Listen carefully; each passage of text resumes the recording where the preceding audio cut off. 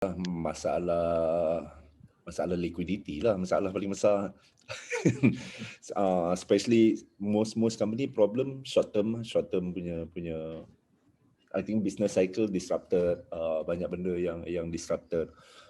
Tapi government so far provide the parachute money just like any other sector. Banyak parachute in banyak form lah, in the form of grant, funds, soft loan, things like that. Uh, tapi dari sudut ekosistem yang bagi saya lebih lebih mungkin kalau kita tak pandang apa showbiz like a showbiz, maksudnya just like a normal business, rasanya akan ada banyak company yang akan problematic, and then the industry itself akan ada consolidation, akan ada takeover, mergers, things like that lah.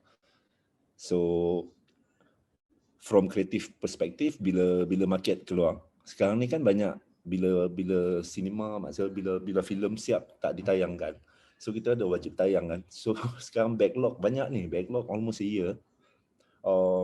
I think 100 over titles yang tak keluar, tak di-release.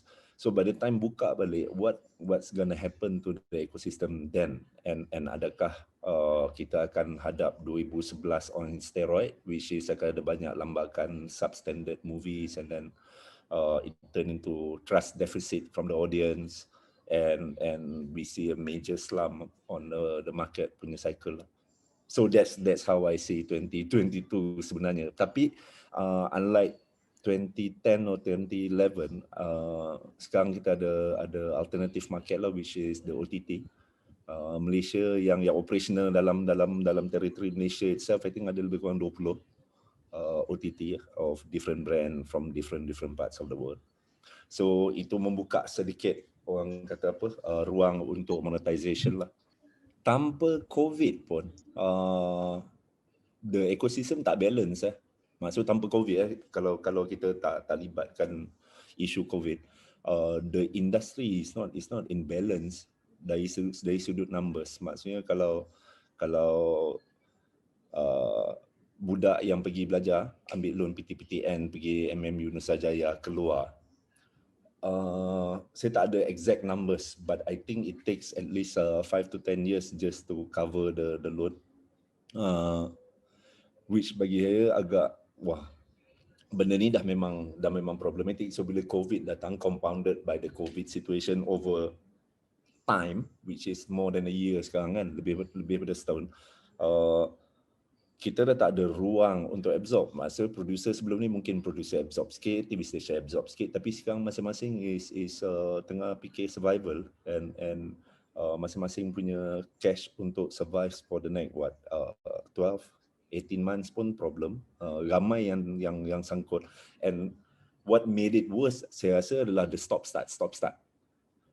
Macam okay, so orang pun plan apa semua, dah start hire, so dah ada first amount of money yang dah hire people, and then stop balik, so project tak jalan, things like that lah, benda-benda macam tu. So mostly the short term, short to mid term yang sebenarnya paling problematic lah. In terms of market, saya rasa will still grow. Entertainment tak akan hilang pada dunia ni. So dari sudut market in general akan keep growing aja once the orang recover pada pandemic kan.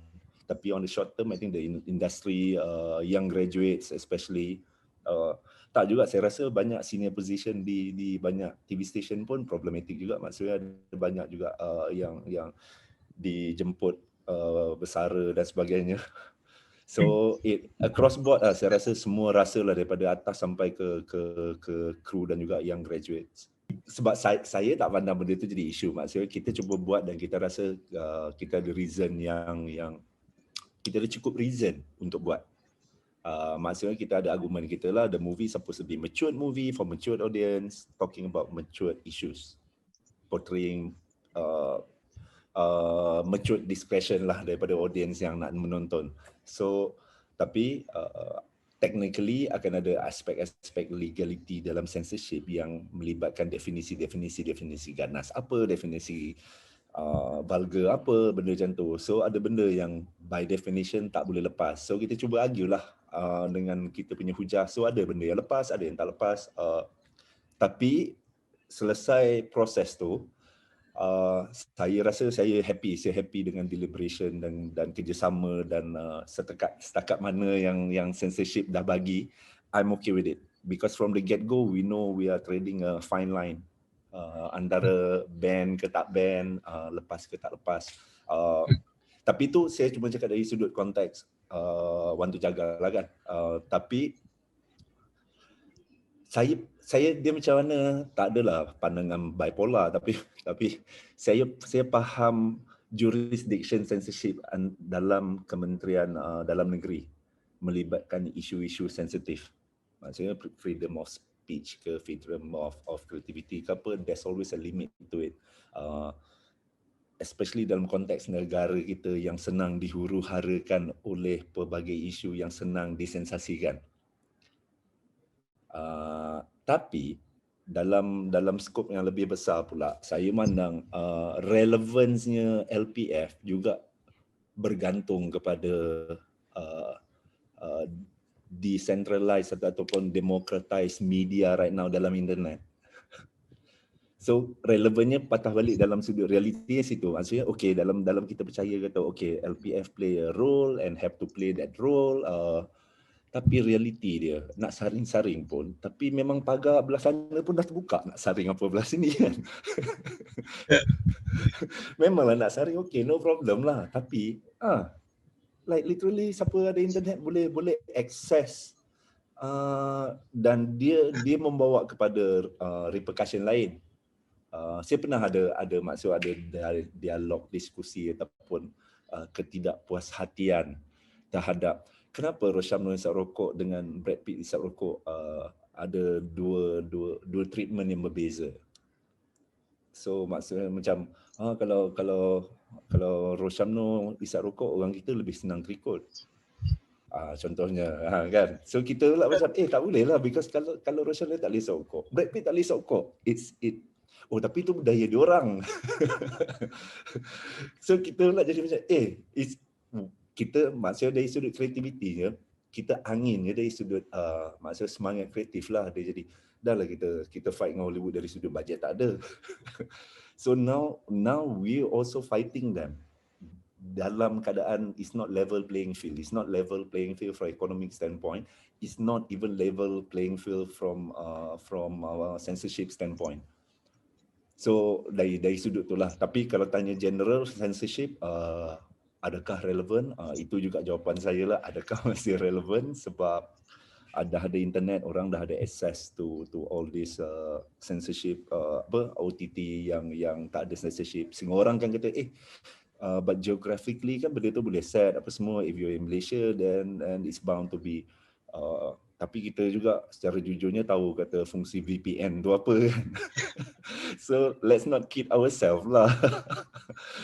Kan, let's not kid ourselves and play like we don't know or things like that. Everybody knows how to work around it and gain access into senseless platforms. Wow. TV saya rasa movie industry TV industry telah disubsidiskan oleh producer TV for the past at least 18 years.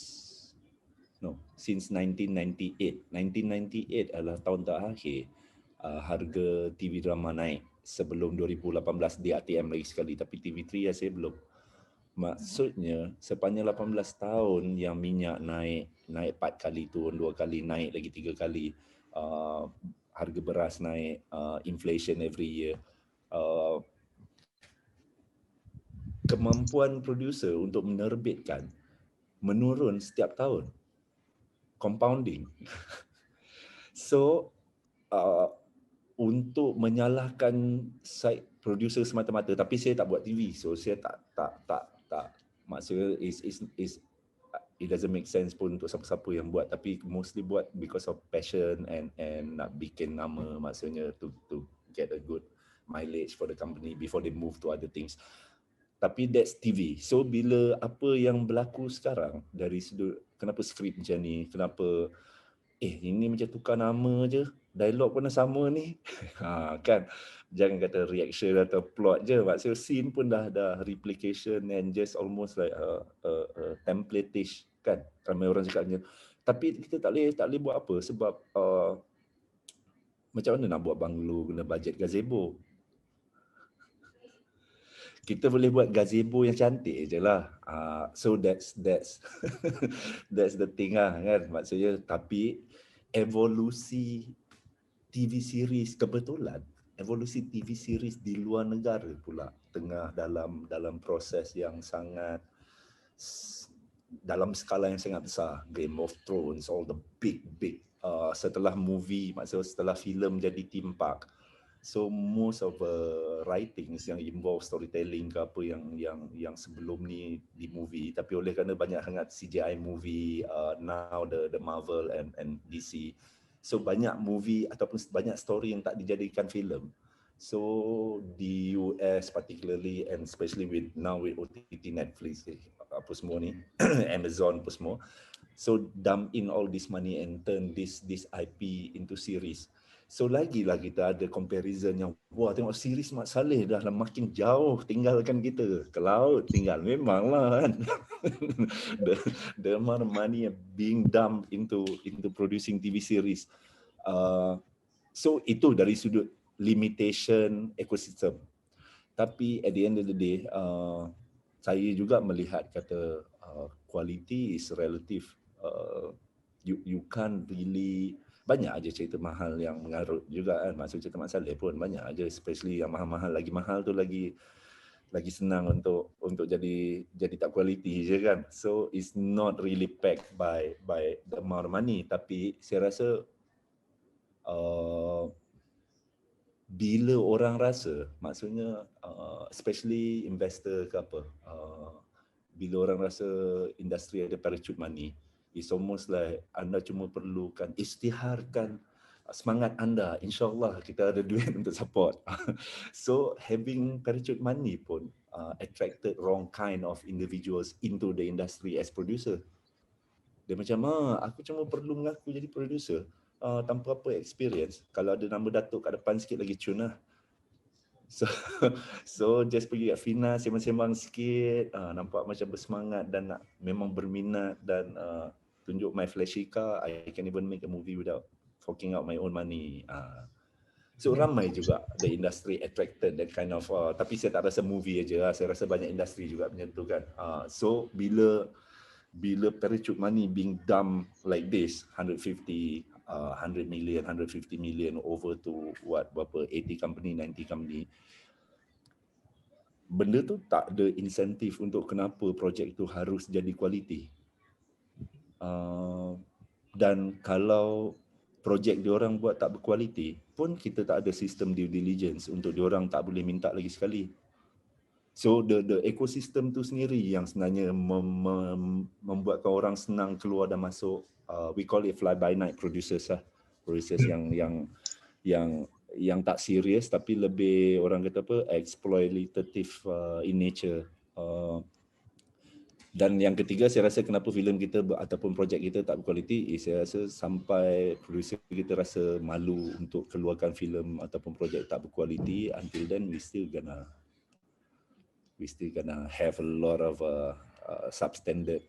Saya tak nak cakap kata tak kualiti lah, maksudnya substandard ataupun lebih inferior berbanding projek, maksudnya inferior daripada level yang sepatutnya. Saya pilih untuk reiterate my point before this. We need the world in order to survive. The local market is too oversaturated. Dah terlampau, I think, crampy. There's not much margin. So untuk jadi business yang sustainable, rasanya the local ecosystem is risk reward dia agak I think is not fully balanced ke apa.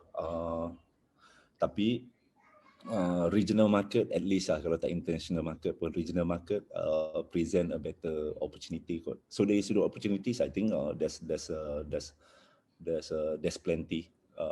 Pada yang lebih melihat luar kepompong Semenanjung ataupun Semenanjung dan juga Borneo saja. Even Singapore present 3 times in terms of value sebab forex. Indonesia in terms of numbers of population. So ada je dari sudut opportunity. Cuma macam mana the industry wants to react and respond in order for that to happen is another thing lah. Tapi is beyond my paycheck, is beyond my saya rasa benda tu lebih kolektif perspektif kot, dan benda tu tak boleh disuap-suap. Macam kita percaya mungkin sebab kita aktif kat sana dan kita tak rasa ada animosity. Saya personally tak pernah rasa dan tak percaya teori animosity between Indonesian press or Indonesian audience towards Malaysian in general lah, Malaysian singers ke apa, because Amy Search, Siti Nurhaliza, Upin Ipin, Chu Kin Wah, semua okay je kat sana. So so bagi saya kalau it should be apa maksudnya lebih fokus towards getting our product right, get the right packaging, get the right story, so lebih ke how to improve ourselves and consolidate our position dalam proses kita menuju keluar. Itu saya rasa yang sepatutnya difokuskan lah.